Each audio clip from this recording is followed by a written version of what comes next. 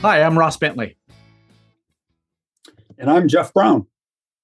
And this is no dumb dumb questions. questions. I don't know if that was like a dumb I don't intro. know. Well, I think we got the delay. I'm not sure I don't know how it always going to turn out. To me, that sounded good with our internet delay here. So maybe, I don't know. We'll have to see. Yeah. This is a little bit like driving. It's really important to have an excuse. And, right. and you need to be able to blame it on something else because it's definitely not us, right? Right. We're perfect. It's definitely the internet connection. Like every driver is perfect. You just have to find find something to blame for it. So yeah. Right. So I have Starlink internet way out here in the middle of West Texas, where it's either that or two cans in the thread. Uh-huh. And so we'll blame Elon Musk Elon Musk is at fault on this one then. Yeah. That's an easy one. Right. Yeah. He's at fault for lots of other things too. He probably doesn't really care that much about. I don't think I'm not sure he's too worried about you and me. Right. Probably not. Yeah. Hey, Jeff, got a good question here. I'm looking forward to I'm looking forward to hearing your answer on this as much as Terrence is, who sent it in. Terrence asked, and it's kind of a long one here, leads up into some stuff here, but he starts with, perhaps a cousin of your discussion regarding car setup is understanding the role of a limited slip differential in track driving. I'm sure many of your listeners understand the general how it works concept, but understanding how it behaves is another story. For instance, after watching the release video and explanation of the new Porsche GT3 RS, that should be my car, and Jörg Bergmeister explaining that the diff can be dialed up or down, I realized that I don't really understand how it would affect the car's handling if dialed up or down, and in what situations or conditions it may be advantageous. I've also wondered why certain high-performance cars use an open differential. For example, in the Lotus Evora GT, I believe the manual transmission comes with a limited slip differential and the automatic doesn't. Is one configuration more or less predictable during oversteer? Perhaps you could address some of the basic concepts as it pragmatically relates to track driving. When you threw pragmatically in there at the end, I'm like, that's it, I'm out. It's all yours. Ooh, yeah. So pragmatically, yep. Okay, so I'm definitely not an English person, but I think I know what he's after. I hope. If not, we're going to talk about diffs and how they relate to the drivers, and hopefully Terrence gets something out of this. Yeah. So, So this sounds like, you're a great book on shocks for drivers. It sounds like diffs for drivers might be edition 2 or the sequel or something like that, because diffs are kind of they're complicated and kind of like a black art, kind of almost like shock absorbers. Nobody really sees it or holds it or adjusts it. Really, it's not like you're gonna pump up your tires. What are you gonna do with a diff? And some of them aren't even adjustable. Most people drive cars that they can't adjust a diff. So, hey, Jeff, can I just actually stop you there just for a second? Because it just a slight tangent to that is, there was a time when everybody's shocks or dampers were non-adjustable way back when. And then, right. Most shocks have some adjustment to them now. Do you see a day when differentials are going to be like, there was a time when you could not adjust any differential. And then now there's like differentials have gotten easier to adjust. Do you see a day when there's just going to be like a knob on the side and you're going to, anybody will be able to adjust their diff? Or electronically? Well, and I will be the first to admit that I am not fully up to speed on all the OEMs' electronic driver aids and how exactly they work on every, like a GT3 RS. I have no idea what that has in it. I can barely understand, my LMP3 or LMP2 car. I can't keep track of all that, but I do know a little bit. I've done some Ferrari Challenger stuff, and those things have very sophisticated stability control. Which part of the stability control package is how the diff works and how the differential locks and unlocks and loads and unloads differently based on where your what the car is doing. It will actually have active stability control where the car starts to oversteer. It might actually apply a little more load to the diff to try to reduce that oversteer. And it takes things into consideration like steering angle, speed, yaw rate, all of those things, and will adjust the diff actively. So it's an electronic over hydraulic diff that can be adjusted actively. I'm sure there's drivers can reach in on some cars and they're adjusting something. It might not be called the differential. It might be a knob for stability control, more or less of that or something. But for sure, I think you're seeing a lot of that in high-end production sports cars. You're even seeing it in prototypes. I mean, on a DPI car, you can stick a wrench in the back of the gearbox now, and you can adjust the diff during a practice session. It takes 30 seconds. Take a little plug out, adjust the diff, tighter or looser, send them back out. So because it is so powerful in the handling of the car, depending on what you have for electronics and things like that, it may be affecting a lot more than just the diff. It might be affecting the brakes and the brake differential braking and the differential itself on the entry to a corner to help stabilize the car.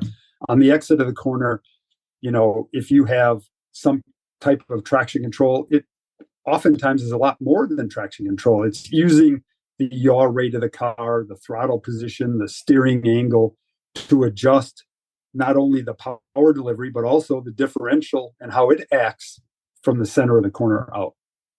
So maybe some basics, because that just explains kind of what's available. But yeah, let's say, for instance, the entry, a diff acts primarily in two different phases of the corner. It acts on the entry to the corner. And really, we maybe should explain kind of very, very, very basically what a diff does. Yeah. A differential controls the two rear wheels. Well, I'm going to talk rear-wheel drive cars here. So it controls the two rear wheels and how locked together they are. So if a diff was 100% locked, the outside wheel would turn exactly the same speed as the inside wheel. And we know the reason people came up with differentials is because we know if you go around a corner, the outside wheel's traveling a further radius. So it, in theory, has to spin a little bit faster. It has to cover more ground than the inside wheel. So they came up with these differentials, which is a mechanical item in between the two axles that allows them to spin at different rates. One of the downsides of that was when you get on the power, the wheel that was the least loaded would tend to spin faster and would actually spin and cause traction problems coming off the corner. So through a lot of sophisticated or a lot of trial and error and different methods, there's all sorts of tons of mechanical ways to control that. But one of the big things is controlling the amount of lock between the two wheels on the entry to the corner. The more you lock those two wheels together on the entry, the more understeery the car is going to be. Think of a go-kart. It's a locked diff, right? They're hard to turn. You turn the wheel, and that rear axle, as one solid rear axle, wants to keep going straight. It doesn't want to turn very well. The differential breaks those two loose and allows the car to turn easier into the corner because it's not turning as one unit straight off the end of the road. So the more lock you have on entry, the more your diff is locked, or the more the higher it's turned up, or whatever control you have, the more it will understeer into the corner. So if you have an understeering car on entry, you turn the wheel and it's like, whoo, really loose and wants to spin out, you could increase the preload on your diff, increase the lock on your diff, increase the, whatever the amount of diff you have. You could increase that and reduce the oversteer and make the car more stable on entry. Yep. So that's what a driver needs to look at. Okay, I have this. What can I do with my diff? Whatever control you have, that would help the entry. The exit of the corner, now you're back to power and you're coming off the corner. The diff has an effect there too. If it locks up, so I should back up. The preload on the entry is not necessarily what it does on the exit. It uses a different part of the differential to control the exit of the corner. And I won't get into ramps and plates and clutches and all of that, but they're basically, you, in a racing diff, you can adjust it mechanically inside the diff to have a different characteristic on the entry than it does on the exit. And often race cars need that. They don't want the same kind of thing for both phases of the corner. So on the exit, when you get on the gas, if it's locked up more, it's going to do the same thing. It's going to try to turn those two rear tires identically and tend to make the car go straight from wherever you've got on the throttle. If you have an oversteering car that's really loose off the corner, that could be a big advantage. You want a more locked differential. If you have one that once you get on the throttle, it kind of picks the front up and it understeers and it feels like you're being pushed straight off the road, you want that diff to be freer. So you want to unlock the diff, go to a lower differential setting if you have that control, electronic control, to try to help it come off the corner more free and not understeer. So it's not bogging the car down. So the problem is there's so many different options out there. I suppose if you had one of those electronic diffs with a knob, you could put it one way, get to the middle of the apex and quick flick it over the other way to free it up off the corner. That'd be pretty hard, but I mean, I suppose you could. What we do in our race cars, we can change the ramps and the plates and the preload to more affect just one phase of the corner, whichever one is giving us trouble. It's so I mean, it's just so it's more than just interesting, I guess, is where I'm kind of going. It's confusing. Well, first of all, diffs, I mean, the number of times that I myself have worked on a diff and pulled it apart, or stood there and watched crew working on a diff and pulling it apart and all the pieces and how it all works and everything. I don't know whoever figured all that stuff out, but they got to be geniuses. Just like, how do you get all that to work the way it does? But I guess it's fascinating how you can change the way the car handles. You come into a corner and you go to turn the wheel and the car just wants to kind of plow straight. Hey, can you open the diff a little bit more? Can you make the car freer, right? But if you come into the corner and the thing's kind of nervous on the entry, can you do the opposite? Can you lock it up a little bit so it settles, it wants to drive the car a little straighter? And then, getting back to power, it's the I get back to power and I just feel like I'm getting wheel spin, lock it up a little bit, right? But if I get back to power and the thing just plows and I can't get the thing to finish turning, again, kind of open up a little bit, but all of those things. And then there's just like some magic little pieces of stuff inside the diff that if you put them in different positions and orders and bolt things, I mean, it's fascinating to me. So there's the one part, which I think is what the question is about here, is how does all that affect the handling? Well, a lot. Tremendous. Yeah. But then there's how does it actually work? And that's Yeah, because there's so many different kinds of diffs. We'll throw out all the fancy new technology with stability control and electronic diffs and things like that.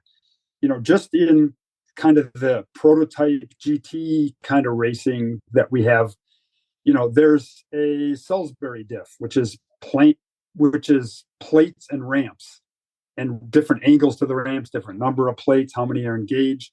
That's probably the most common in racing right now. But then there's the Torsen diff, which has a lot of different aspects to it. You adjust it completely different, and it works completely differently.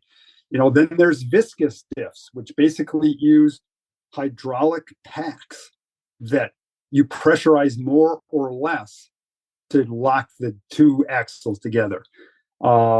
There's, like you said, there's electronic diffs. And all of them work differently, but they all try to do the same thing. They try to get the two wheels to act either more independently or more together. And the effect of that on the entry of a corner it's amazing. We're talking about a little bit of spring or a little bit of a bar or a little bit of this. I mean, a diff can be orders of magnitude more powerful than those things. And it's when I go to the racetrack, if the diff isn't right on entry and I'm trying to fix the entry of the corner, we have to get the diff right, or at least helping us before we even think about what springs we're going to put in it, what rake we're going to run, because the diff will overpower all of that. If it's wrong by not, if it's not close, I don't care what spring or what rake I'm running, it's going to be bad.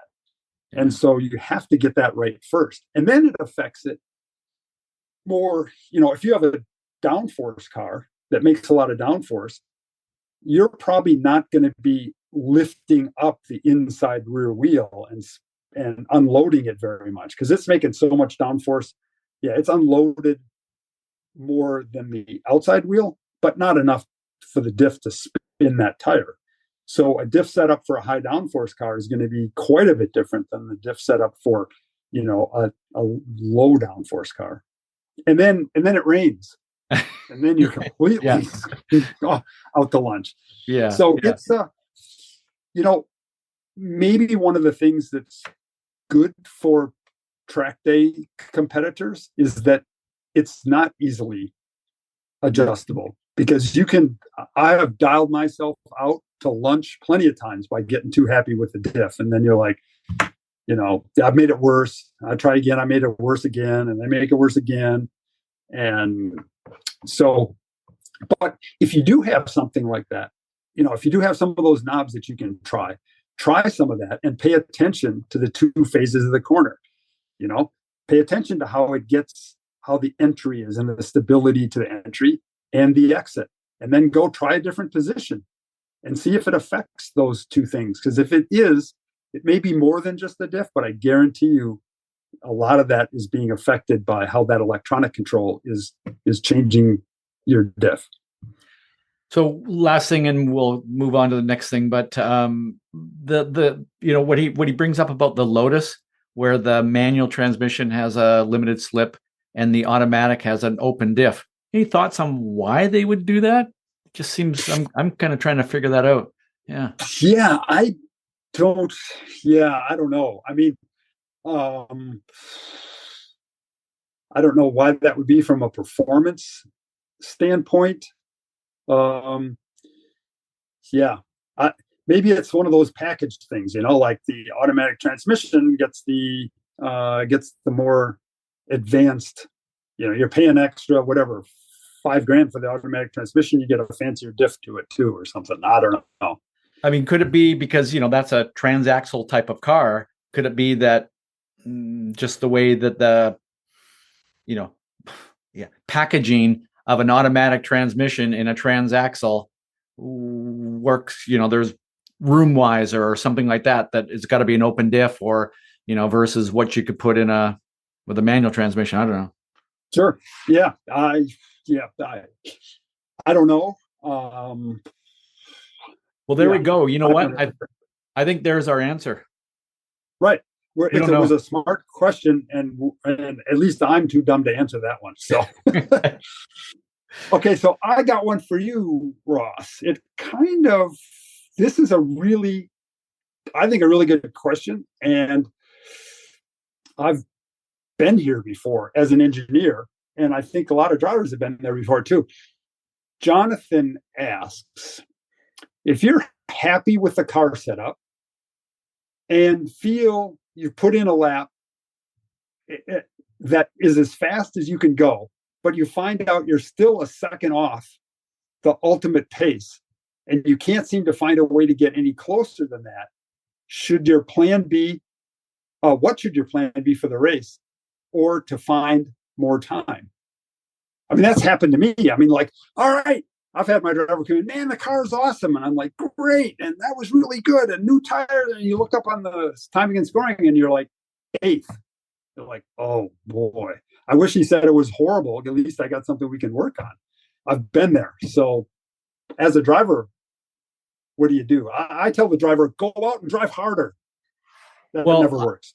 so I would just turn around and say, engineer, fix it, make it better. Yeah, Or but you said it was good. yeah, It's good. or cheat. Cheating. Yeah, obviously you aren't cheating enough. No. See, Jonathan said he's happy with the car. I have had this happen. I've always said, as an engineer, if the driver comes in and says, wow, the car is handling great, I'm like, well, you're not driving hard enough, because your job is to drive it as fast enough so that it doesn't handle great, and then tell me what to do and I'll fix it. Yeah. So, I mean, there's that part of it is, part of your job is to make the car show its weakness. And, in this case, maybe there's some places where you're not pushing hard enough to actually have the car show its weakness. If you're like, car brakes, it's stable, it turns in, it's doesn't have any understeer, it's really well balanced, it doesn't show any weaknesses, then there's places where you need to go a little faster. And so that would be, that's kind of the first step. And, but then there's how do you do that? And where do you do that? And, when I first, when you first asked that, and I'm looking at this, I'm kind of going, I guess my first reaction is, well, time to go back to the basics with your driving, because there is something here that, and actually, I guess stepping back from that first is, well, how do you know you're 1 second off? The one good thing about when, we're involved with racing LMP3 and LMP2 cars and stuff like that, it's like, well, everybody's got pretty much the same car. So then it's set up and driving, right? Right. This Jonathan could be driving a car that, is, how do you know that it's 1 second off? Okay, well, you could put Max Verstappen in your car and he could go a second faster. Okay, well, then you know that it's something to do with your driving. But you probably hopefully you have some data too, right? If you get Max Verstappen in there, you can overlay his data and go, oh, I see what he's doing. Yeah. Would be. But you could be also sitting there going, okay, well, I'm running in a class where, everybody else has got cars that are kind of like mine, but they're a little bit different and they're on a little different tire and there's all this. And it's like, well, how do you know you're a second off? Maybe that is what the car has got. So sometimes you got to stop beating yourself up and accept that that's what the car has got.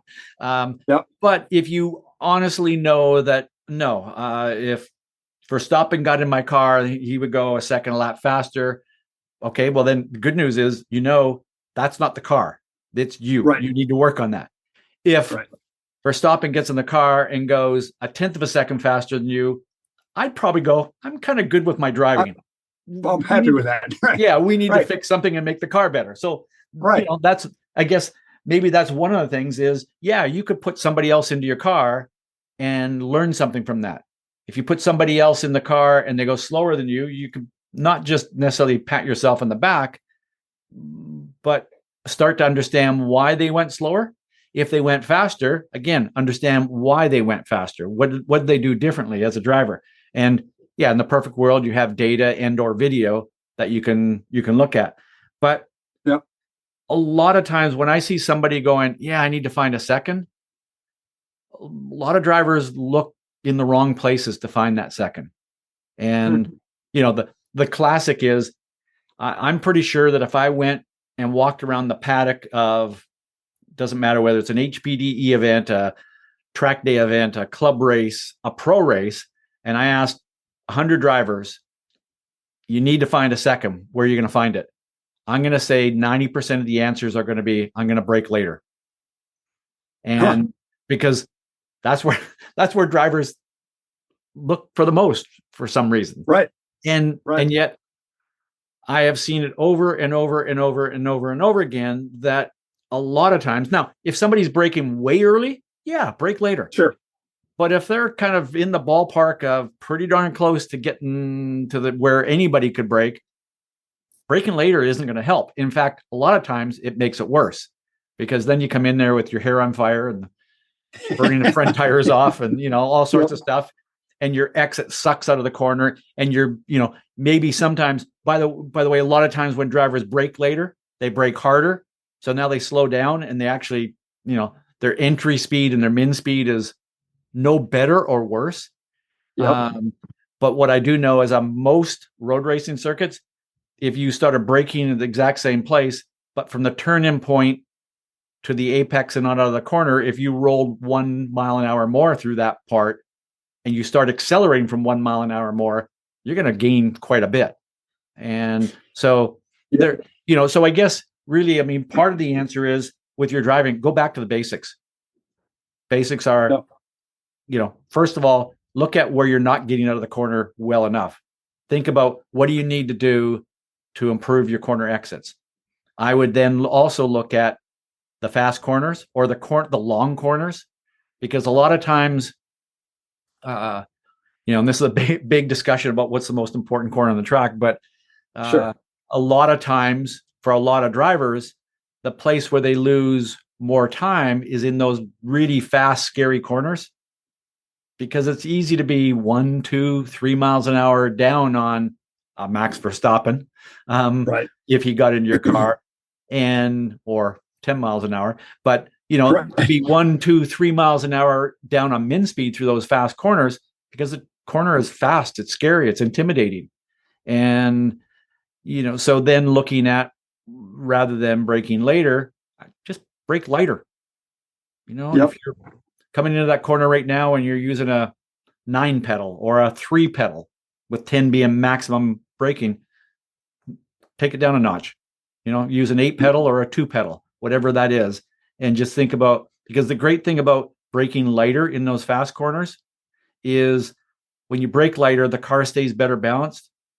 It's not standing up on its nose, and the car has got more grip because of that. So now it's comforting to know that what you're doing by braking lighter is actually giving the car more grip at the same time. So you're like, it's not scary when logically, physics says I brake lighter, the car stays better balanced, I have more grip. Okay, let's do that. Right. If I say go into that corner and brake 2 car lengths later, and by the way, when you do that, you're going to stand the car up on his nose even more, and you're going to have less grip. That's scary. Right. So, again, kind of stepping back, look at the basics, think about in the slower corners, really focus on your corner exit rather than braking later. Next step would be, can you roll just half a mile an hour more, 1 mile an hour more, so that when you do start accelerating, you're starting to accelerate from 1 mile an hour higher. So I would take that. Then I'd look at those really fast corners and think about, can I just brake a tiny bit lighter so I can flow a little bit more min speed through there and just squeeze back to power with the car better balanced. So I'm carrying 1, 2, 3 miles an hour more through those fast corners. That's, I remember oftentimes when we're working together, you're coaching me engineering, some drivers would come in and say, wow, it's handling really good. And you would always ask them, what would happen if you carried 5 miles an hour more speed at the apex of whatever, turn 1? And sometimes their eyes would light up and they go, oh, I'd crash. Or sometimes they'd go, wow, I don't really know. And you would then be able to guide them along the path. I thought that was always a great technique of yours and it helped me too, because they would say, oh, I would just understeer like crazy. Okay. So then I know, but Talk about that a minute. Yeah, I mean, I think I stole that approach from you in kind of the let's take it to an extreme in one direction and see what happens. And yeah, I mean, See what what would happen happens. if you went through that corner 5 miles an hour faster or 10 miles an hour faster through there?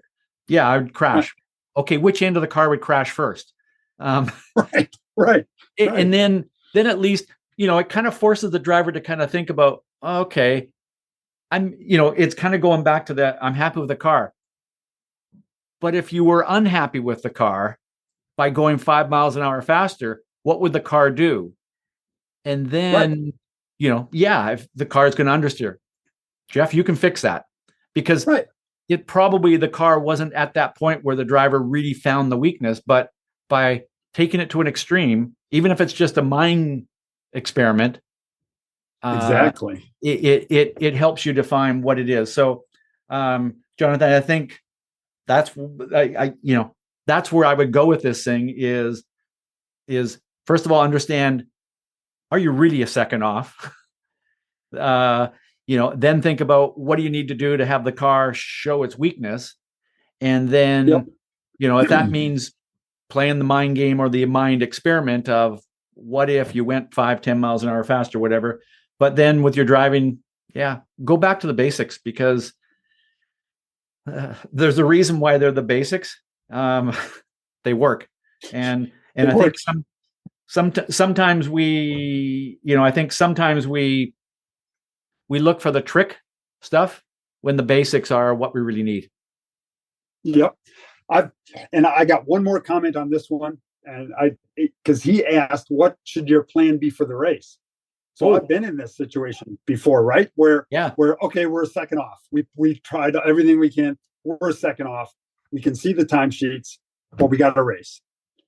So the biggest mistake I see people in that situation make is, okay, we've been practicing Thursday, Friday, Saturday, and now it's Sunday, and we're still a second off.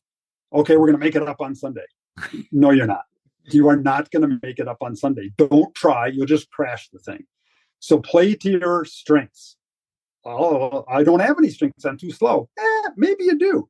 Maybe those are one lap wonders. Yeah. And in a half an hour race or a 24-hour race, your tires last longer. You're more consistent. Your brakes don't fade. You are able to get through traffic better because your car is better in traffic and maybe not as good. So try to look at your strengths in that situation and play to those strengths. I mean, in sports car racing, the last two races that we at Core have won on fuel mileage weren't because we had the fastest car and we won on fuel mileage. It's because we were going to get beat. We were a mid-pack car both of those last two times, and we weren't not going to win. So we didn't try to play to that weakness. We played to the only strength we had left, and that was fuel mileage. And we won with a car that was a fifth place car. So even if you're a second off, you can still win. Just don't get into the trap of trying to fix that 1 second problem if you haven't been able to fix it in the last 3 days. And I'll add two more things. That one is when you get into the race, focus on exit speed, because even if somebody is a second a lap faster than you, if they're behind you, but you get a really good launch out of the corner, even if that means braking early and they're stacked up right behind you, but you get a big exit out of there, they may never be able to pass you. They could be a second a lap faster than you if they're running clear of you, but you may be able to outrace them. So there's that part of it.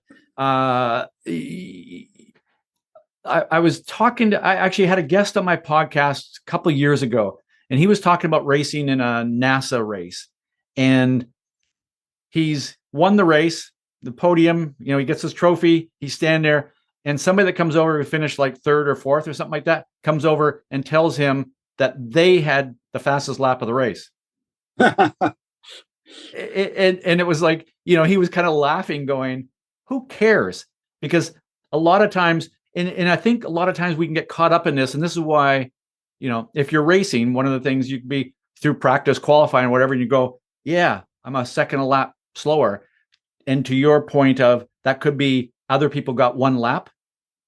A lot of Yep. times you look at people's second laps, their third quickest laps, their fourth quickest laps, and you may find that your second, third, fourth, fifth quickest laps are right with them.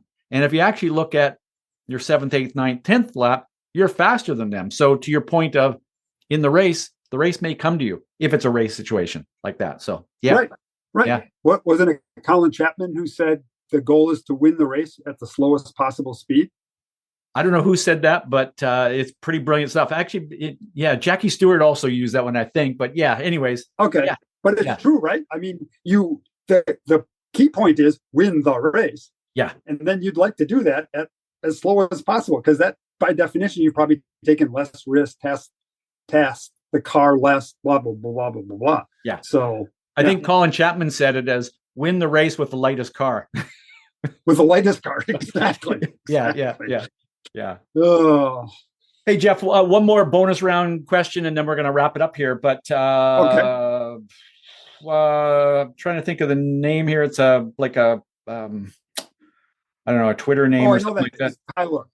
Tyler. Okay, I'm pretty sure it's Tyler. Yep. Take a more risky or conservative approach when planning out strategy. What do? Are you a risky guy? Or are you a conservative guy? Yes, absolutely. On both of those. Yes. The key to me, that's a great question, because I think anybody who says, well, I'm a risky guy, and he always takes risk on strategy, is going to be wrong. And a guy who's like, oh, I'm a conservative guy, I'll be really conservative on strategy, is going to be wrong. The key to it is to identify the situation and apply the right level of risk for that situation. And Jeff, I mean, it depends on what the objective is, right? Right. If you're racing all season long, let's say, you may take that risk versus conservative approach may change through the season depending on where you are. The classic would be going into the last race, you're leading the championship. All you have to do is get a top 10 finish. Well, probably not the time to go, hey, let's risk everything and go for the win. Right. Right. But, I mean, you have to analyze that risk, right? What is like you said, what is the goal? If you're I'm just thinking of some examples of how I do that. One of the things at Daytona, you have a fuel tank, can get a certain number of laps. You're always wondering if you can get that last lap out of the fuel tank, or whether you should stop now, or can you go one more lap? That's always a thing. Well, on the first and second pit stop at Daytona, I'll stop on the conservative side. I'll stop that one lap. Well, I think I can go another lap, but boy, you'd really look stupid running out of gas and stopping on course in hour one at Daytona. Yeah. So I'll stop that one lap early, get my fuel reading, see how much gas I put in it. And then by the time I get to the 23rd, 24th hour, whether I go that extra lap may be the difference between winning and losing. I will now take that risk and go that extra lap, because if I don't, I'm going to lose. So the conservative risk approach changes constantly, not unlike a driver, right? I mean, the driver's risk reward ratio is the same corner to corner, lap to lap, and over the length of a race, right?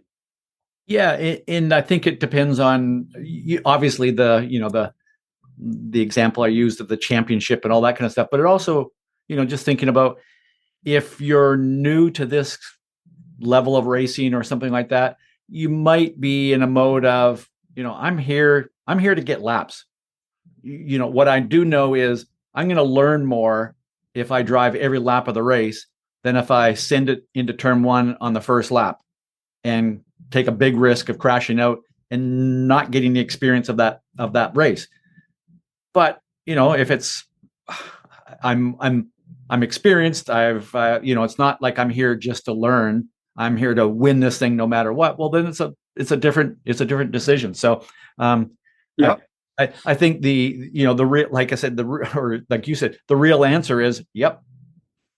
Yep, You know, it depends. Well, and I go, we just talked a little bit about fuel mileage and stuff like that. If uh, when you watch races and you look at strategy and you try to figure out what the strategists or race engineers are trying to do, some of it also has to do with car performance. I mean, if you take the conservative approach and I go, okay, I'm going to do whatever the leader does, and I know that my car is not fast or as fast as them, I'm going to finish behind them. So if I know I don't have car performance, I'll take a generally more risky approach because I can only win if I can beat them on strategy somehow. Fuel mileage, track position, take 2 tires when they take 4, short fill the car, whatever I could do maybe to get some track position and take a car that should finish 5th and get a podium out of it. Yeah. If I have a car that just smokes everybody, man, I am not going to take any fancy risks because on strategy, because I know I'll just do my thing and nobody can touch me. Maybe somebody gets lucky with a crazy strategy, but those, because it's highly risky, they work a small percentage of the time. And nobody notices when they don't work. They're like, oh, he finished 7th. What they don't know is that my risky strategy backfired and I would have been 5th because nobody cares who finished 5th or 6th or 7th. And the team generally, a lot of times, doesn't care. A 5th or a 7th, it's bad anyway. So who cares? You take a risk. But if you're the dominant car all weekend and you take a risky strategy and finish 3rd, that's just not smart. It's just, so I think it's fun to watch and try to understand the strategy when you watch races on TV and see what they're trying to do and what they're trying to accomplish from a performance standpoint. Those guys at the back of the field will be trying all sorts of crazy things because they're not going to win. But I'm kind of thinking about it as rather than the race strategy in terms of when to pit and all that kind of stuff. I'm thinking, a MX5 Cup race. As a driver, there's one strategy, and that is get as far, either win by as much as possible or get as far up. But let's say you're brand new to MX5 Cup racing, which is crazy competitive. But best races of the weekend. Yeah, I mean, you qualify 20th. The odds are low that you're going to win that race. Right. So then you're kind of thinking of, okay, I want to get the best result, and maybe it's your first season in this series.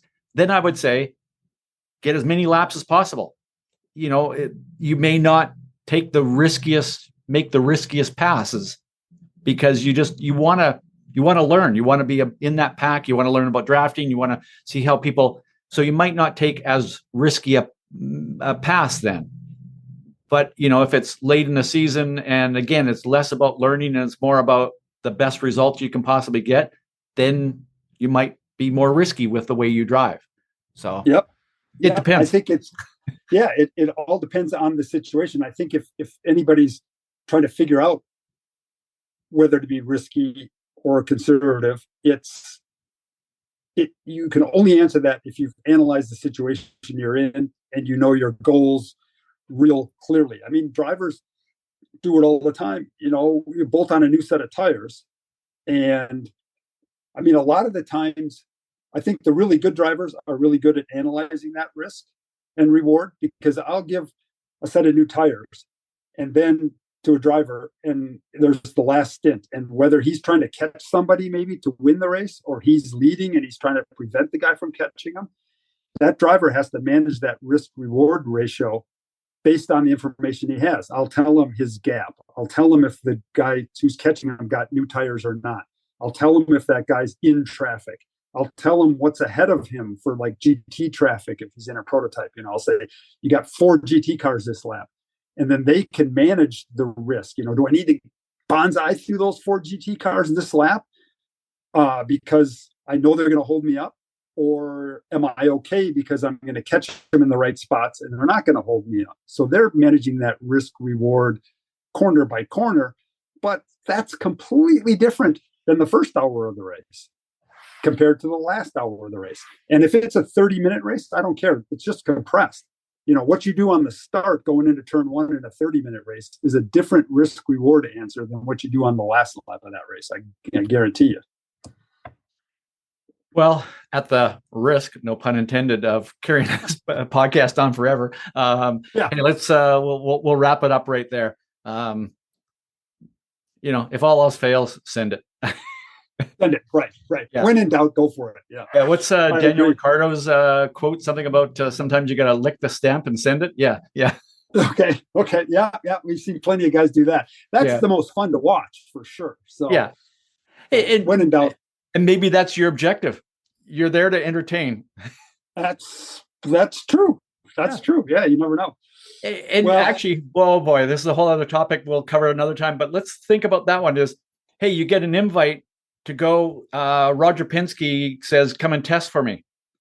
Do you go and be conservative? Do you go and risk it all and show them how fast you are? Another topic for another day, but boy, that's an interesting one. That is a really good one. You get invited to a shootout and you're trying to win a ride someplace. Yeah. How do you approach that? Somebody needs to write that one in. We'll talk about that one. If somebody asks us that question or any other smart question like that, let us know. Again, as always, send us your questions. We'll jump on them and talk about them. Have some fun. Yep. Have fun racing and send us some questions. We love talking about racing. Yep. Keep learning, having fun.